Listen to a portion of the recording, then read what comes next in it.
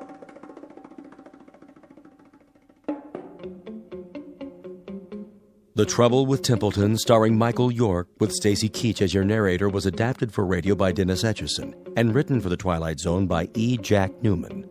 Heard in the cast were Mike Starr, Rebecca Spence, Nick Sandys, Frenette Lebo, Rick Arthur, David Darlow, Doug James, Tom McElroy, Roy Anderson, Tom Lally, Carl Amari, Linda Ryder, Terry Lopez, and Vince Amari. The producers of The Twilight Zone wish to thank CBS Enterprises and the Rod Serling Estate for making this series possible. This copyrighted radio series is produced and directed by Carl Amari for Falcon Picture Group. Sound design and custom Foley effects for The Twilight Zone by Cerny American creatives Bob Benson, Craig Lee, Michael Slaybach, and Matt Sorrow. To learn more about the Twilight Zone radio dramas and to contact us, visit our official website at twilightzoneradio.com. Doug James speaking.